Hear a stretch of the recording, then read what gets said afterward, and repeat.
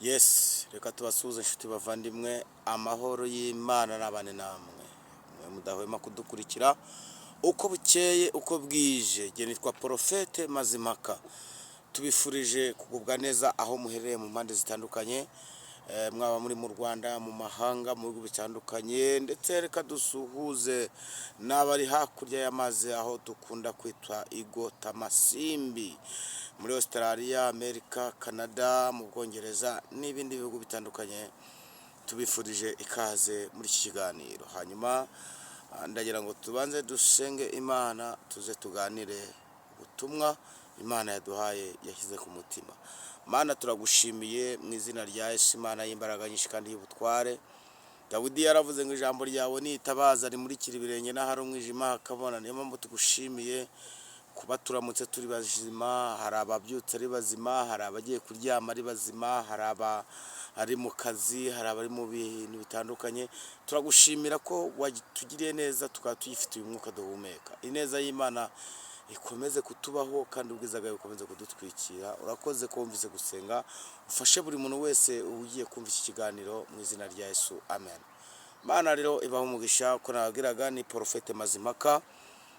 Tutangiye amasengesho adushyiraho cyangwa se turimo kubwira Imana ngo uduhe sapoti muri uyu mwaka dutangiye. Ni amasengesho y'iminsi 21 n'ubundi. Hanyuma ayo masengesho arimo intego ivuga ngo duhaze cyane, duhaze cyane agasuzuguro k'abaruhukira mu mahoro bakatwifuriza ibibi. Duhaze cyane, nongere mbisubiremo, duhaze cyane.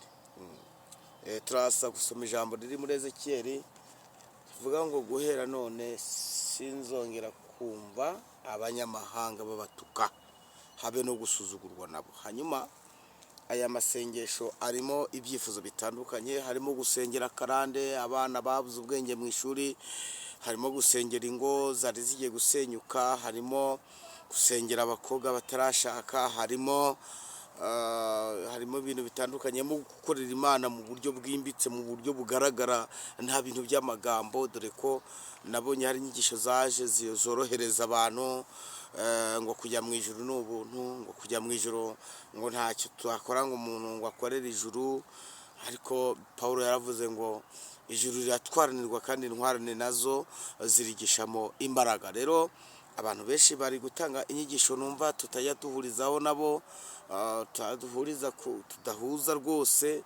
Niyo umuntu aje avuga ngo mwege mugende mukuru ibyo mushaka, ngo kujya mu ijuru ni ubuntu, ngo tuzajyanwa n'ubuntu. Ntabwo ibyo gihe mbyumva, nta nubwo mpuza nawe. Ahubwo Bibiliya ikivuga nicyo kiyikira. Bibiliya avuga ngo abashaka icyubahiro no kudapfa babishakisha gukora neza badacogora. Ijambo ry'Imana rikavuga ngo abo bantu bubahiriza ayo mabwiriza, Imana izabitura. Ingwano zabo ni icyubahiro, ni ubukire, ndetse nyuma y'ibyo ngibyo hakaza n'ubugingo buhora. Uheraho uvuga ngo kujya mu ijuru ni ubu. Niba kujya mu ijuru ari ubuntu, rero no mu rusengero twajya tureka kujyayo, mu makiriziya tukareka kujyayo, tukicara tugakora ibyo twishakiye, tugakora ibyaha twishakiye.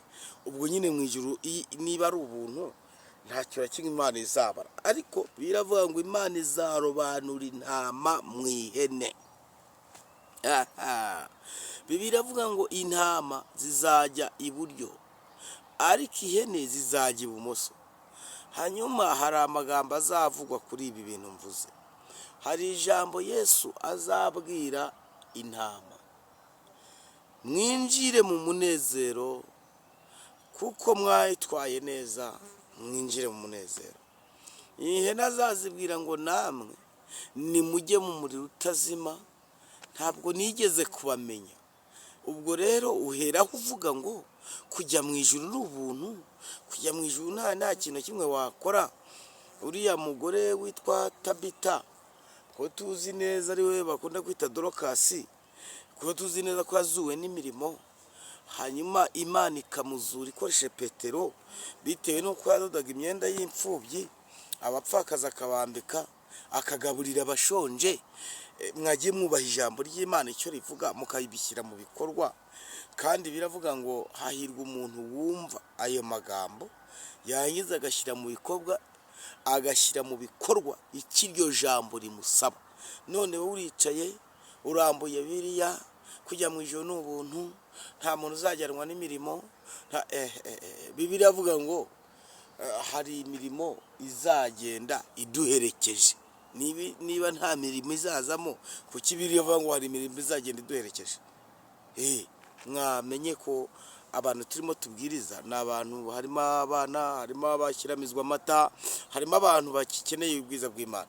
Nibyo nabwiraga uza kugirirwa ubuntu n'Imana agasengana natwe aya masengesho, arabaha umugisha n'Uwiteka, arabagiriwe neza n'Imana.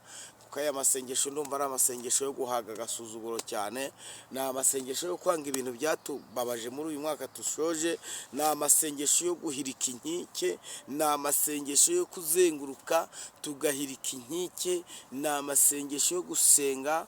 Aya masengesho turayatangiye, aya masengesho kandi ndabizi neza ko abantu bazabohoka.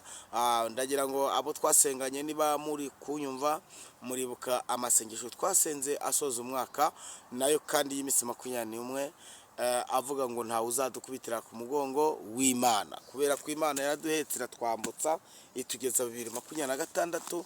ubwo rero niyo mpamvu n'ubu tugiye kwiragiza Imana muri iki cyumweru tugiye kwinjiramo, cyangwa se twinjiyemo. Ni amasengesho agiye kuba yakora ibintu bikomeye, haba mu kazi aho ukorera, haba ari mu rugo rwawe, haba ari muri famiye yawe, mu bana bawe se, cyangwa kwa mama wawe cyangwa kwa papa wawe. Ni amasengesho agiye gukora imirimo, cyangwa se agiye kuzana impinduka. Imana iguhe umugisha. Wewe utarakora subscribe, ukore subscribe, share, comment ndetse na like, uraba uteye inkunga umurimo w'Imana. Kadusome ijambo ry'Imana nyuma dusenge. Nende mamabwira ngo kujya mu ijuru riratwaranirwa kandi intwarane zirigishamo imbaraga. Turasoma ijambo ry'Imana mu gitabo cya 2 cy'Abami, igice cya 4 duhere ku murongo wa 1. Biravuze ngo Elisa akiza umupfakazi umwenda yari arimo. Murongo wa 1 biravuze ngo bukeye umugore umwe wo mu bagore b'abahanuzi asanga Elisa, aramutakambira ati, umugaragu wawe ari we mugabo wanjye yarapfuye, kandi uzi ko uwo mugaragu wawe yubahaga Uwiteka. None umwishyuza araje, arashaka kujyana abana banjye bombi ngo abagire imbata ze. 2. Elisa aramubaza ati, none se nkugirire ne? Mbwira niba hari icyo ufite imuhira. Nawe ati, umuja wawe ntacyo mfite imuhira keretse agaherezo kutuvuta. 3. Aramubwira ati, genda utire ibintu birimo ubusa mu baturanyi bawe bose, ariko ntutire bike. 4. Maze winjirane mu nzu n'abana bawe, ukinge utwo tuvuta,